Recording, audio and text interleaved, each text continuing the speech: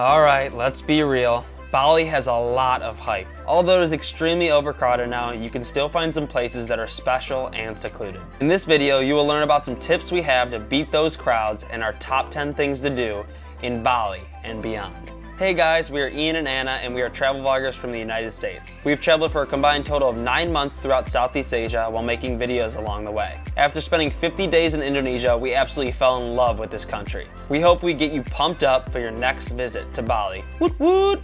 Let's get started with the top 10 things to do in Bali and beyond. Number 10, Canggu.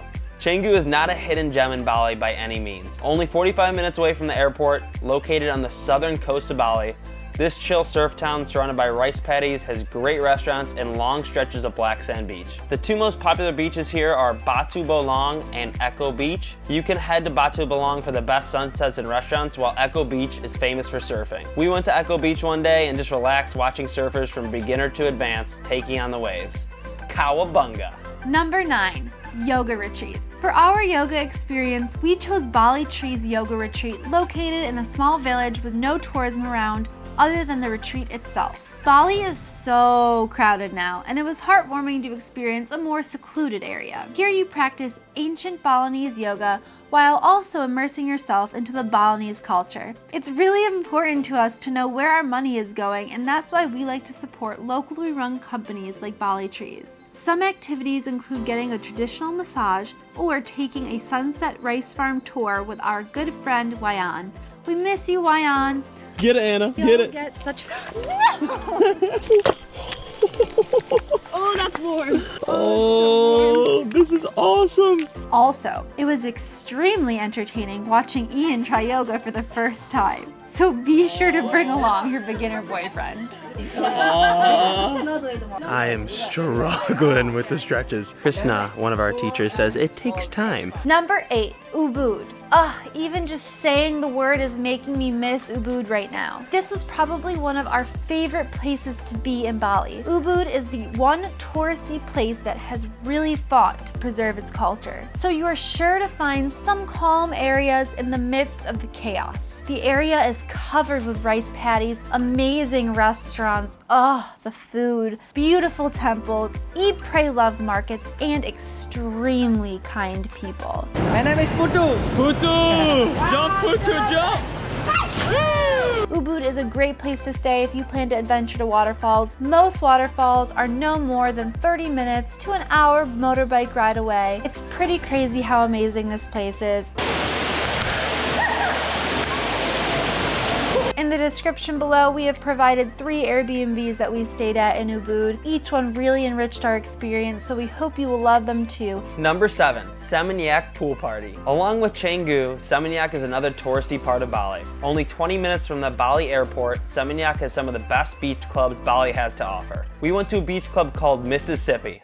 Get it? Mississippi. And the reason we chose this was because they had a 5-meter high dive. This is the reason we came, the high dive. Probably not a great thing to do when you're under the influence of alcohol, but maybe this makes you a little more fearless. I mean, kids were doing belly flops and crazy tricks hurting themselves, so it was a great laugh just watching.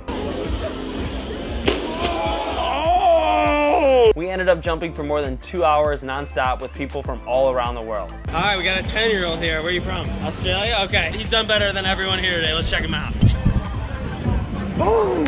Backflips together, baby. Let's go. 1.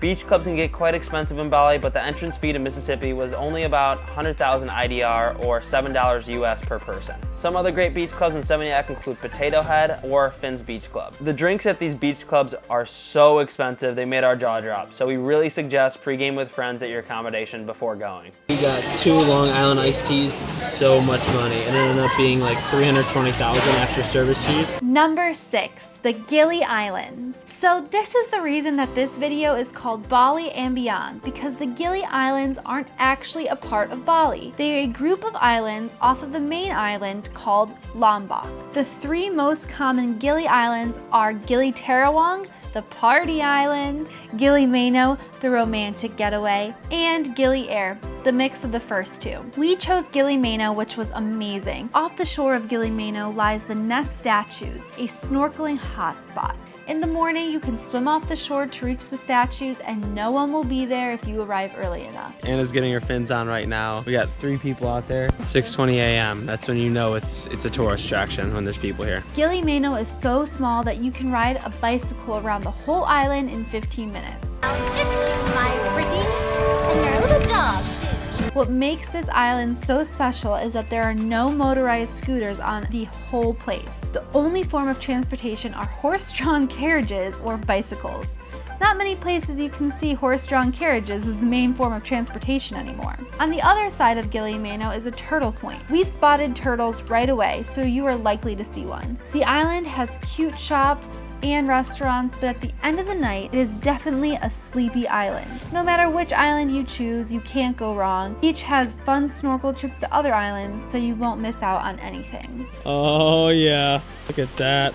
In case you didn't know, you could ride horses at sunset. They have all the way up to beginners. Number 5, White Sand Beach. On the east coast of Bali, Bias Tugel, also known as White Sand Beach, is hands down the best beach in Bali, and maybe the most underrated. Only an hour motorbike ride from UBUD, it makes for the best day trip to a beach in Bali. Hello! Hey, pretty girl. We are in the middle of a village, and these 2 little girls on a bike are showing us the way because they can clearly tell we're lost right now. These are the girls showing us the way. Why was this our favorite beach in all of Bali? Well, first of all, there are no tourists. It has perfect white sand, a view of an active volcano in the distance, the bluest water, big waves for body surfing, and is surrounded by rocks that cause huge explosions of water when you stand near them. On top of all that, many locals like to play their guitar and sing with you on the beach while drinking the best beer in Southeast Asia, Bintang. It's not safe out there, guys.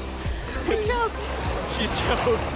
Undertow's heavy on Hey, it. here's the thing, never fight the waves, just let them take you. Let them take you. Number 4, AMED. Perhaps the most relaxing and secluded place in Bali is AMED. Located roughly 2 to 3 hours from the airport, we highly suggest a trip to this East Coast oasis for some of the best chilling, scuba diving, and snorkeling opportunities Bali has to offer. We didn't get the chance to scuba, but we did snorkel around some incredible shipwrecks and underwater temples. The areas offshore are filled with fish and wonderful coral. Although AMED is known for its underwater activities, there is much more this area has to offer. One of our favorite activities was heading to Bukit Cinta, a viewpoint of the active volcano Mount Agung. We spent hours there enjoying the picturesque views while gathering amazing footage. This has to be the best viewpoint in Bali, of a volcano at least. I'm amazed at the green rice fields leading up to it. Woot woot for the volcano, yip yip! The Airbnb we stayed at had a spectacular view of the volcano, and you can check out the link in the description if you're interested in staying there. One of Ian's all-time favorite things we did was deep sea fishing with a local fisherman.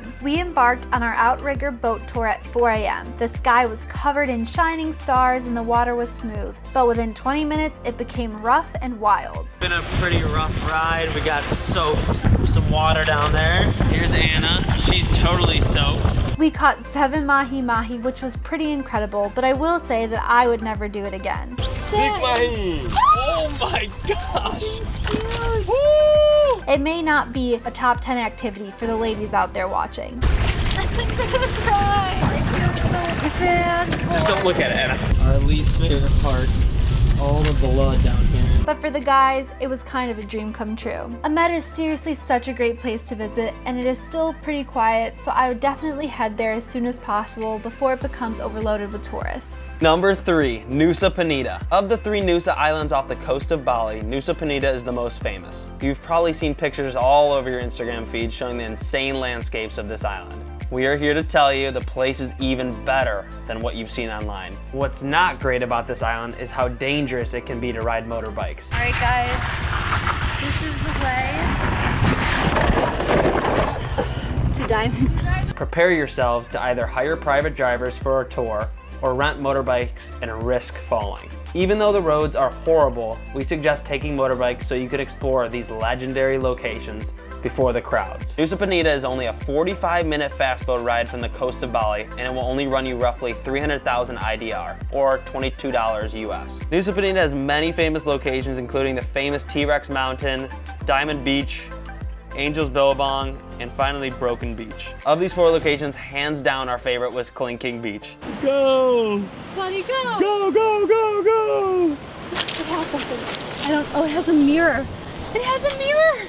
Clinking is the T-Rex mountain, and at the bottom lies the most unbelievable beach. However, I will say it's the most challenging beach we've ever had to get to in our lives. The hike down can take you anywhere from 30 minutes to an hour. I am kind of starting to regret this decision, but I'm sure it'll be worth it. And let me tell you, there really aren't any stairs. The man-made steps are uneven and scary. At one point, you're basically rock climbing at a 90-degree angle. However, like most things in life, it is worth the climb. The good news is, not many want to embark on this death climb, as we call it, so there will never be a huge crowd on the beach. Once you arrive to the bottom, you are sure to see the most pristine sand and massive waves. We spent our entire time body surfing the waves, but once again, it's a little dangerous. And it's been pulled back in.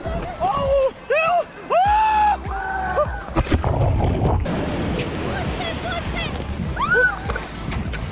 After spending time on the beach, be sure to stick around for sunset. Although you're gonna have to do a grueling climb back up. Anna, we finally made it up.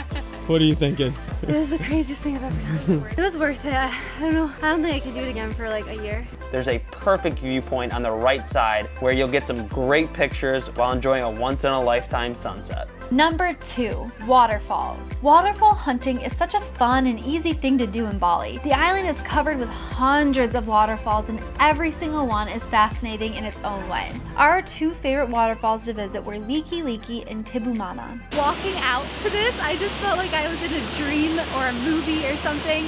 And even cooler, somebody's getting married here in an hour. How beautiful is that? I want to get married here. That's a hint, Ian. The number 1 tip we have for these unique spots is head there at the crack of dawn. We arrived to each of these falls at 7 a.m. and had them all to ourselves for at least an hour. Although these 2 waterfalls were our favorites, we enjoyed a great deal more, including Tukad Chepung, Sumampan, and Goan Rong Rang. I'm sure I did not pronounce those correctly, I apologize. You really won't see a waterfall you won't like. We will never stop waterfall hunting in Indonesia. There is just so much more we have to see.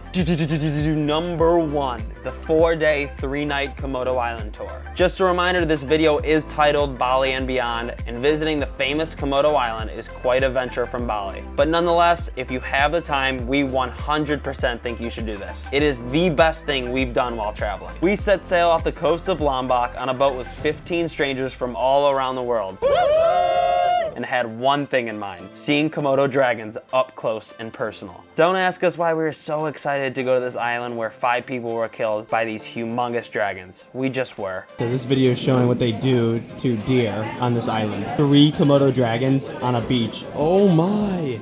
Although the Komodo dragons were extremely cool, I'm not even sure if that was our favorite part of the 4 days. We stopped at some insane spots like Pink Sand Beach, Long Beach, and Padar Mountain. We spent our time sailing around some of the most beautiful deserted islands, sat underneath the stars at night, jumped off the boat more times than we can count, and became lifelong friends with total strangers we just met. I never knew this was gonna become a problem on this boat, but someone keeps taking poops when the boat is standing still. And now everyone's swimming in poop. That area is poop. And there's Brian. You're able to visit the Komodo National Park and surrounding islands by taking a day trip from Flores, but we suggest doing the 4-day boat tour because it was seriously a once-in-a-lifetime experience and we loved it so much we might do it again. And that concludes our top 10 things to do in Bali and beyond. If you liked that video and found it helpful, please subscribe, hit that like button, comment down below what you thought, and come along with us on our next journey on the other side. Woot woot, yip yip! We're out.